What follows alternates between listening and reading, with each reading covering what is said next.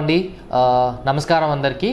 నేను doctor Raviteja, interventional pulmonologist. So చాలామంది ఈ దీర్ఘకాలిక దగ్గు గురించి మాట్లాడను.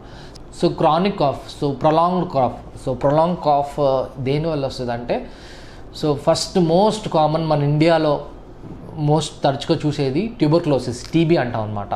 సో ఆ పేషెంట్స్లో ఏంటంటే ఎక్కువ కాలం కాఫ్ రావడం.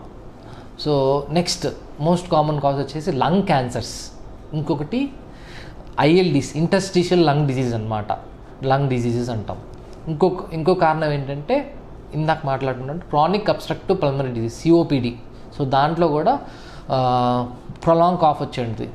ఇది కాకుండా పోస్ట్ కోవిడ్ ILDsలో కూడా ప్రొలాంగ్ కాఫ్ వచ్చే ఛాన్సెస్ ఉందన్నమాట.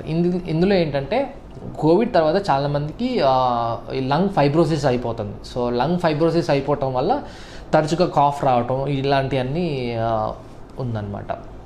సో వీటి డయాగ్నోసిస్ అంటే ఏం లేదు, కామన్గా ఎక్స్రే ఒకటి, CT స్కాన్ ఒకటి, తర్వాత బ్రాంకోస్కోపీ. సో బ్రాంకోస్కోపీ చేయటం వల్ల ఏంటంటే సో మీకు టీబీ కానీ ఇవన్నీ టీబీ కానీ లంగ్ క్యాన్సర్ కానీ ఇవన్నీ బయటపడే ఛాన్సెస్ ఉంటుంది అన్నమాట.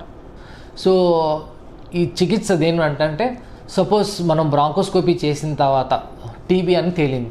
సో టీబీ అని తేలితే దానికి కంగారు పడాల్సింది ఏం లేదు. సో దానికి 6 నెలలు మందులు వాడితే తెలిసిపోద్ది. సో టీబీలో కూడా చాలా రకాలు ఉంటాయి. నార్మల్ టీబీ, MDR టీబీ 2 రకాలు ఉంటాయి. నార్మల్ టీబీ అంటే రెగ్యులర్గా 6 నెలలు మందులు వేస్తే తగ్గిపోతుంది. అదే MDR టీబీ అని వచ్చింది, సో ఎవరైతే మందులు సరిగ్గా వాడకుండా, so multi drug resistance tuberculosis అంటాం అనమాట. సో వాళ్ళు ఏంటంటే సో 9 to 12 months మందులు వాడాల్సి వస్తుంది. టీబీ కాకుండా అదే క్యాన్సర్ అనుకోండి. సో క్యాన్సర్ అంటే దాంట్లో కేటగరైజ్ చేయాలి, small cell, non small cell 2 రకాలు ఉంటాయి. సో నాన్ స్మాల్ సెల్ అనేది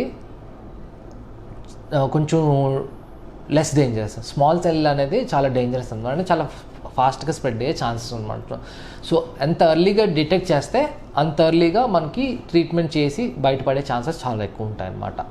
ఇది కాకుండా ILDs అంటే ఇంటర్స్టిషియల్ లంగ్ డిజీజెస్. సో వీళ్ళు ఏంటంటే సో లంగ్ అంతా ఫైబ్రోసిస్ అయ్యే ఛాన్స్ ఉంటుంది అనమాట. వీళ్ళు ఏంటంటే తరచుగా లాంగ్ టర్మ్ ఆక్సిజన్ సపోర్ట్ మీద ఉండాల్సి వస్తుంది.